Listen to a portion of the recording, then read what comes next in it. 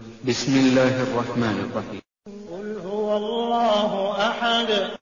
سورة الإخلاص الله سبحانه وتعالى يجسانجينا آية نيا آية نيريغا بابا وربا باري وبدوب النبي صلى الله عليه وسلم أبتكي زبكوا تغرني الله كبانغا باموزاني بامغامبا أنسب لنا ربك أبتكي زبالي بسينزا مسانا مباغامبا النبي محمد تتواغلوراني otubulire ensibuko ya Katonda wubakadde bibajja batya sifuhu lana mutulombojjere ng'olanya mutabani wa gundi muzzukulu wa gundi agwa mu kasolya gundi twagala otubulire nga babirowooza nti biringa bino ebyaffe gye tutambulira mu bulamu bw'ensi.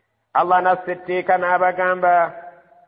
n'agamba nabbi we nti qul bagambe abaagala okumanya Allah subhanahu wa ta'ala bw'ayimiridde mu ngeri y'ebyokulanya huwa Allahu ahadun, Allah ali omu, talina ntandikwa talina nkomerero, talina bakadde be sina bw'entandikwa mulanya, talina gwazaala nti alina abazzukulu oba alina abaana.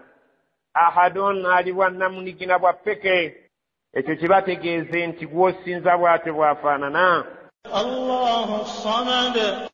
Allahu samad, Allah yayimiriddewo okumala ebyetaago by'ebitonde byonna bye mumanyi ne bye mutamanyi, so nga ate ye talina bwetaavu bwonna eri bitonde ebyo okuggyako okubeera nti bye birina obwetaavu gy'ali. Lam yalid, teyazaala mwana yenna, era bw'owulira ng'akyogedde ng'omanya nti amujweteseeko obulimba, kubanga bw'otegeera omwana osobola bulungi okutegeera empisa za mukadde we, omwana negatiivu ya taata. Ng'omuganda bw'agamba nti omuze gufiira ku mugumba, bw'otegeera omwana gwazadde omuntu otegeera bulungi ezimu ku mpisa za mukadde we. Allah lam yalid, talina mwana gwe yali azadde. Walam yulad, era teyazaalibwa buzaalibwa nti alina bakadde be.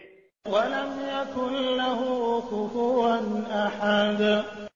Walam yakun lahu kufuwan ahadun, era talina kintu kyonna kiyinza kumufaanana, oba gwe kyonna ky'owulira ekyoyinza okulowooza nti bw'afaanana takifaanana, wabula abategeeze abatakkiriza nabiyuna Muhammad sallallahu alaihi wasallama ti Allah talina kimufaanana mu biriwo by'omanyi ne by'otamanyi, bye wali olabyeko ne by'otalabangako, bye wali owuliddeko ne by'otawulirangako. Laisa kamithlihi shay'un, talina kifaananyi kye ky'oyinza okugamba nti waliyo ekintu gundi kyonna kyafaanana. Wa huwa as-sami'u al-basir, Allah muwulize, awulira buli kintu kyonna mu mpulira eteetaaga kubeera nti abuulirwa nti kino kiwulire. Walbasir, albasir alaba ennyo, atalina kintu ky'oyinza kumugamba nti kino kirabe ng'omubagulizaako ng'alinga atakirabye nga bw'eri embeera y'obuntu. Oye Allah Muhammad sallallahu alaihi wasallama bw'alina okubeera nti asinza n'abagoberezi be.